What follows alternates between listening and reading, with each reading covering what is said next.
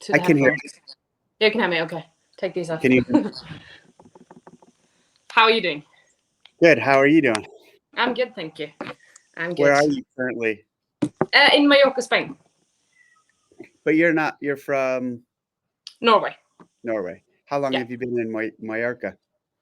Since 2018. Oh, okay. So you live there. Yeah. Is that I where do. you train? You have your Yes. the team and everything? Exactly. Where do you train? What affiliate? It's called C23 CrossFit. Okay. Actually had its 10 years anniversary last week. Oh, cool. Wow. Tell them I said congratulations on 10 years as an affiliate. I will do. Do you also coach there?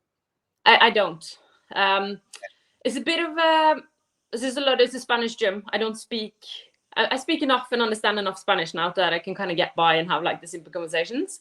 Yeah. But it would be kind of a prerequisite that you can speak Spanish to coach there. Yeah. They will allow me to do like the odd class if I wanted to, but to coach there full time, you would need to speak Spanish. Is the gym big enough for you to get everything done that you need to do in terms of equipment? Yeah. It's a big space. It gets a bit chaotic, but the owner is she's just been kind of a saint. So she would let me, like, she kind of prioritizes letting me get my training done. So I never have any issues like that. I always like don't take away space from the class, but if I were to ask, she would move the class for me. But I always make sure that I have kind of do my CrossFit stuff, like the thing that needs a lot of space when I know the classes aren't busy. But yeah, she's been very just extremely good. I would not be where I am today if it wasn't for like her just how open and helpful she's been. How many hours a day are you currently training?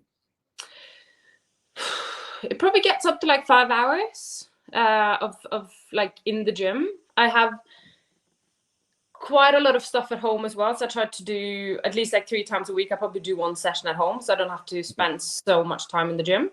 Yep. But it's not like 5 hours of hard training. That's with like the mobility kind of rehab exercises and there's technique work and stuff like that. But it's quickly 5 hours in the gym. Do you have a coach, and whose programming are you following? Yes, so I changed like after last season. I wanted to make a bit of a change, so I changed to Hard Work Pays Off, and so it's been Jake that's been coaching me this season. But I have John Singleton is my partner, and he's the one who's been coaching me like up until this. So it was quite nice to get a bit of like separation, because it can get quite intense when you do everything together. So now this season has been Jake through Hard Work Pays Off. The thinking when changing was that I was going to spend a lot more time in the US and in Vermont, but that just didn't happen out of like for different reasons. Europe was the first. This is actually the first time I've competed at like regionals or semifinals with Europe being the first year, and I first week, and then the tight. I think we only had like 4 weeks from quarters to semis.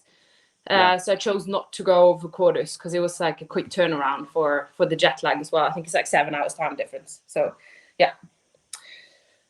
Speaking of jet lag, when are you coming out for the games? Next Thursday, flying in a week. Yeah. Okay. So soon. Going straight to Texas and staying in Texas? Exactly. Are so you've been to the games 3 or 4 times, right? This would be my 4th. Yeah. This will be your 4th? Okay. Yeah. What's your most memorable moment from the past games? The Sundag event. Which one was that? What year was that? That was in 22. So not. Huh? How did you do on that event? I got second. Oh, wow. So that was a bit of I was not in favorite. I was not one of the favorites going into that event, and I kind of surprised myself and probably like the whole CrossFit world. So that would be an event that I will remember, because I'm not, I'm not that. I'm a grinder, and I think I managed to show that on that event that I can grind. I'm not the most explosive one. But if you do, I don't know if you watch it, but if you do go back and have a watch, I was on detention for a long time, but I didn't quit, continue fighting. So that was fun. Was that your highest placement ever at the games? Yeah, it was. I've had a few like top 10 finishes, but usually that would be in like the gymnastics mix in with like some pulling gymnastics. I tend to do quite okay. But yeah, for my second place finish to be in like a sandbag event would never be. I would never put money on that. What's your least favorite moment at the games? I think my least favorite moment probably was during like the wall facing strict handstand push-ups, and then I also had the echo bite malfunctioning. So it's more when there's things out of your control that's happening that it's not, you can't do anything with it. And then I had like, and the wall facing handstand push-ups was hard with the judging.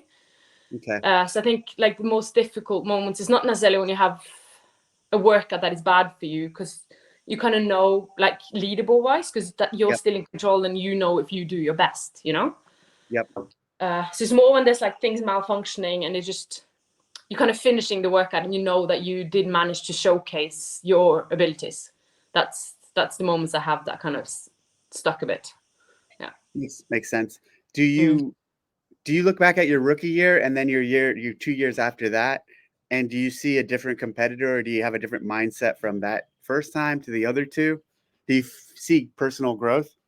Definitely. But my rookie year was also a bit different because I was injured during the rookie year.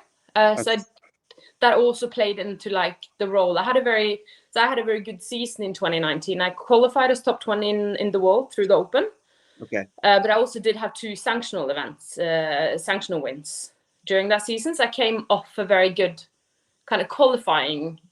I qualified to the CrossFit Games. Yeah. Like in a very good way, if that's the right way of saying it. Yep.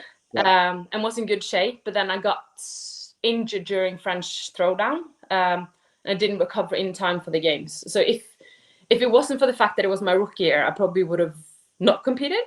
Mm-hmm. But it was like, I hadn't gone before, and for me, the fact that it was cutoffs, the way it were cutoffs that year was like, I knew that I would go there and I wouldn't have to withdraw. I would just be cut at some point, So it was. What did you make it to? I was the only person who did not finish the run.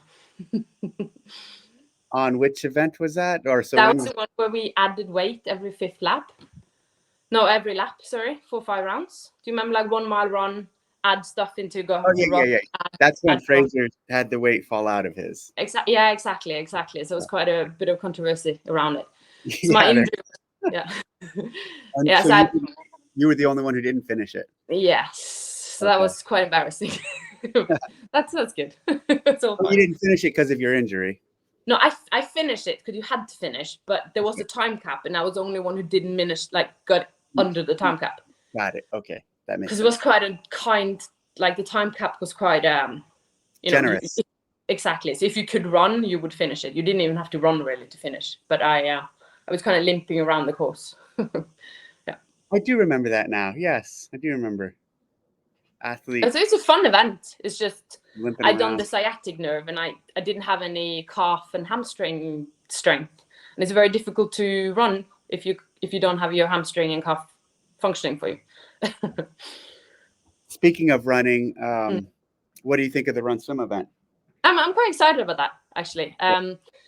So was that in 21 where you had the 1 mile run into the kayak? Or 1 mile? Was it the 1 mile swim? Yeah. Into the kayak? The fin. Yeah, you had fins. Dinner.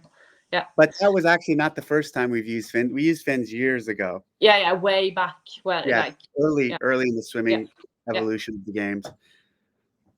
But yeah, so after that, like I did very bad in the swim, and I started swimming twice a week after that to try to like improve. But then swimming kind of got removed from CrossFit. So I'm quite excited for it to be reintroduced. We had the swim in 20, like with the pool and the ski, but I would say it wasn't so much a swim work at that, because I was very it was only 50 meters. It wasn't even 50 meters because it was a bit shorter. So I'm quite excited to see if if the work is paid off, basically. Yeah, that's cool. because you're right. There hasn't been like an open water swim in a few years now. And so if you weren't happy with how you did in the fin swim, and I guess so it was 21, this is a kind of a chance for a little redemption or to show how much you've improved on your swimming. I'm excited for that one. And are you a decent runner? Yeah. We'll see now when you jump in, but usually I'd be like a top 10 finish at the games with the runnings. I'm not with like the first pack, but like that second pack behind the first pack. I would usually hang around there. So yeah, I like running. And I ask everybody this because I'm curious, but what are your thoughts on Chad? So I haven't actually done Chad, so I'm quite curious.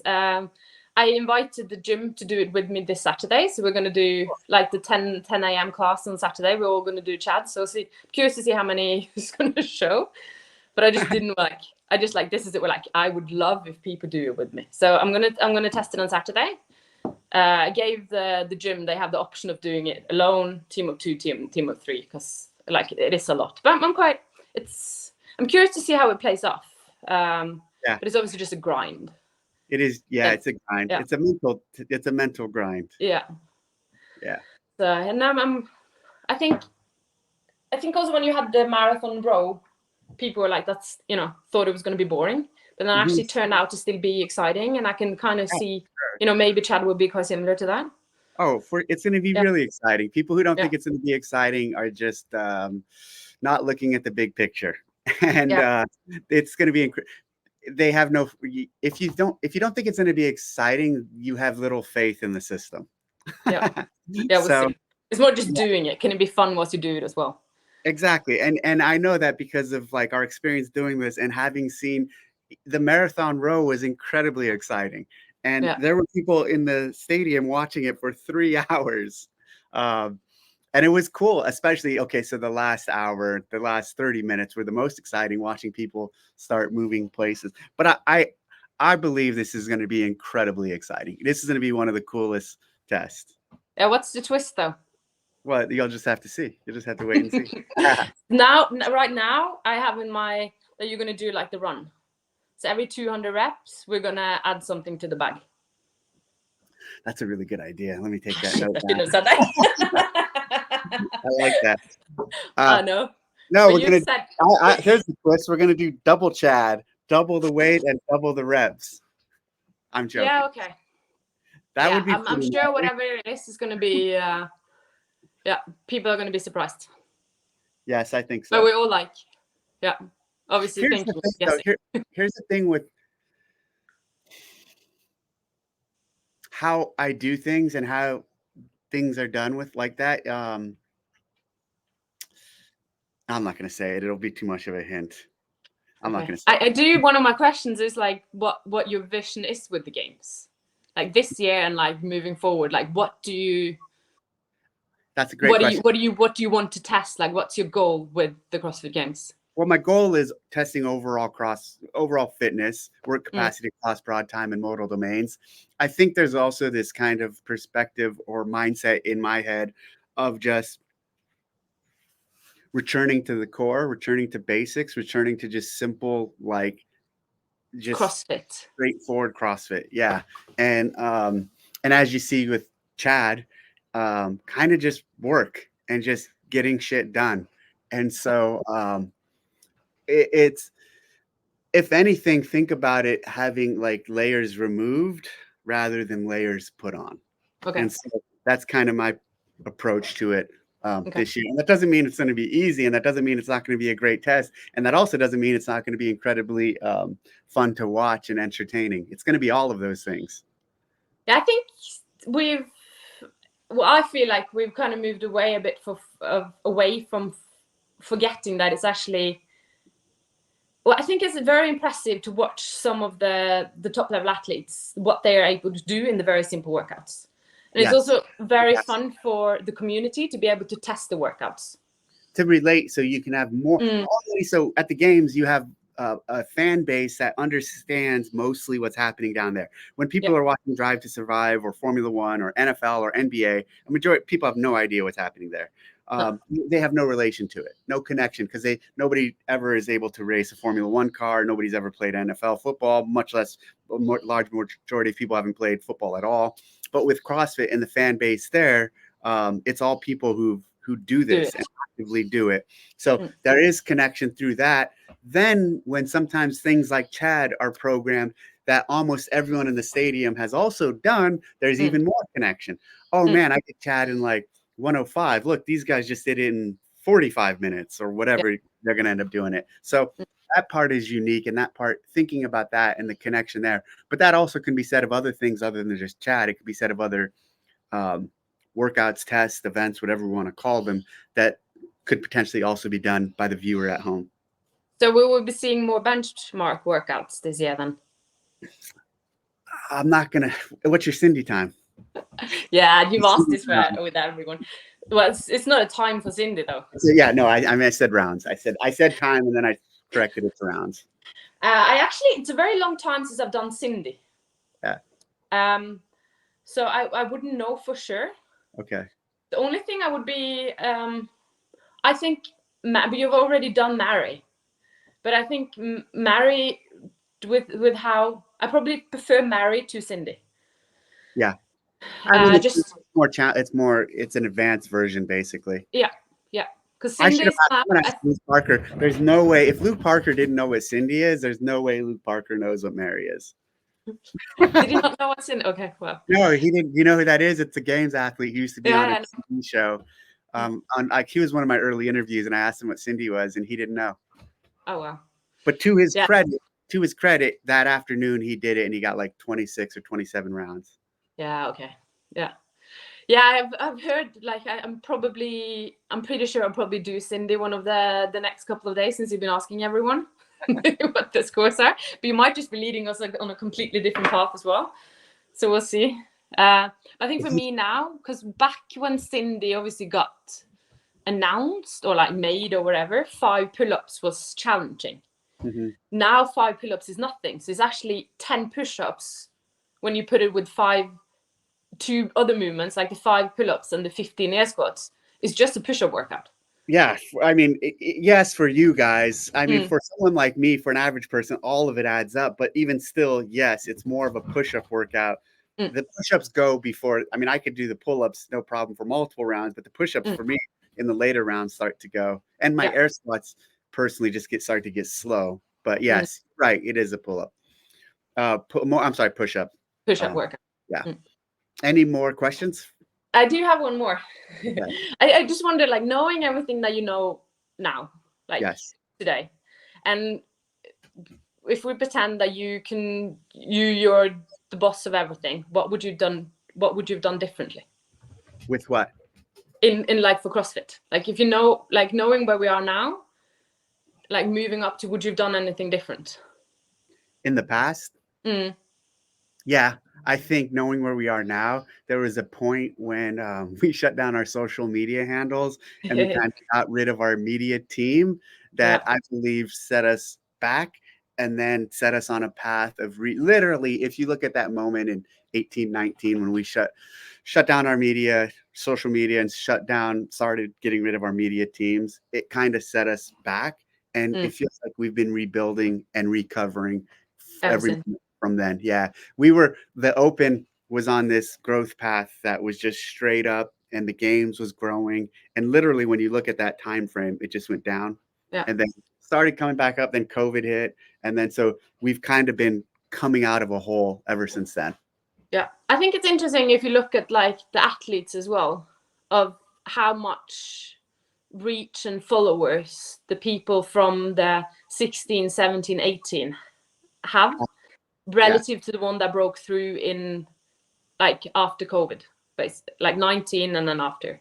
Well, I think part of that is because we were the largest, the biggest platform in the space, and so we were able to really amplify and help build up those people in social media numbers. And so then once ours was gone or started recovering, the people that were past us didn't have something above them really amplifying and making them grow. And so like our account's big again. It's getting big again. So it's going in the right direction. But I'm not like, I also want to say that's just not the measure I'm talking about when I say our account. I mean like big picture content creation, media, all of that, more than just like our social media accounts. Because I don't think a social media account is necessarily representative of like how popular something is. What I mean by that is like Matt Frazier has what, and Tia, they both have 2 million something followers. They have more than, let's say, the CrossFit Games handle or CrossFit handle. That does not mean Matt Frazier and Tia are bigger than CrossFit. Do you know what I mean? Yeah. So there's celebrities I know, like Danica Patrick's a good example I've used in the past. I don't know what her current number is, but she had for a long time less Instagram followers than I do. But not for one moment do I think, or at all do I think that I'm bigger or more popular in the world than Danica Patrick is. She's way more popular than I am. She's way more of a celebrity. So I think sometimes people get caught up in this Instagram number game to a fault, to a big fault. So I don't play that game. I understand that I have a big following in this community, and like I don't like take my Instagram number and think I'm some sort of big celebrity or star. You know what I mean? Like, and I think some people do kind of go there with those numbers or get a false sense of impact. Yeah. No, I totally get what you mean. But I think it was more like I also see what you mean with the media team, because it wasn't just about Instagram. You also like, yes, me personally, I got into CrossFit, or like it kind of lit my fire, if I can say like that, watching the Netflix documentary. Yeah, that's all the stories, even the storytelling, and just like there's a lot. So just connecting with athletes, you get a bit more of the storyline, and you're like, like, wow, this is impressive, and you kind of want to see if you can do it as well. So it's like I don't know, like the community getting to know more. Yeah. Would you experience connecting to athletes? Other people experience connecting to just some of the storytelling of average people doing CrossFit and seeing what happens in an affiliate and thinking, like your mindset, you need to see them do it to think you could eventually do it. There's some people that just need to see an average person in an affiliate to think that they can go into an affiliate. Yeah. Same kind of outcome, but just at very different levels. Yeah, definitely. Well, thank you so much for your time and doing this, and I'll see you in a few weeks. See you soon.